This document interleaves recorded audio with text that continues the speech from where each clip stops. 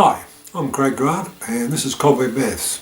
Today it's going to be quick and simple, and I'm going to show you how to find a linear equation and a quadratic equation when you're given a table. So let's go. Right, finding the linear equation from a table. The basic linear equation is y equals mx plus c, which is also the equation of a straight line. M is the gradient and c is the y-intercept. Anyway, you're given a table. It may not have 0 in it, so you put the 0 in it, and you've got some numbers here, and you find the verse difference by subtracting that number there from that one, then subtract this one from that one, and this one from that one, and then this one from that one. And you will find that the first difference will be all the same. Now, here's an example. You've got, given this table, the first thing, you convert the table so you've got 0 in it. Then you take 5 from 7, you get 2, 7 from 9, you get 2, 9 from 11, you get 2. That's the first difference, which is the gradient, right, m, the number in front of x. And then you work backwards. If you take 2 off 5, you'll get 3, and that will be the constant term. If you look up here, y equals mx plus c. When x is 0, y will just be c. C is just going to be 3. And the equation will be y equals 2x plus 3. So the 2 goes there and the 3 goes there. And we're going to do the same sort of thing with quadratics.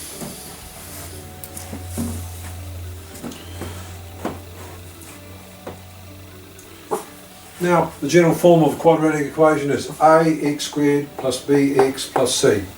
Suppose you're given this table and you're asked to find the quadratic equation.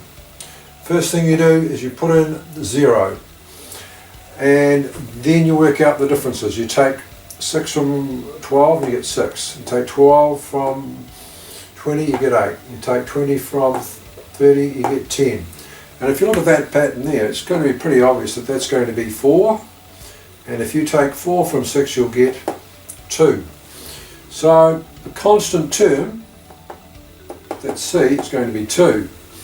Now, then you go on to the second difference. So you take 4 from 6, you get 2, 6 from 8, you get 2, and 8 from 10, you get 2. And this third difference is equal to 2a.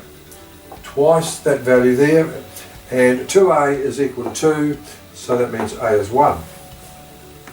Now, you then pick a pair of points, a pair of values, a point.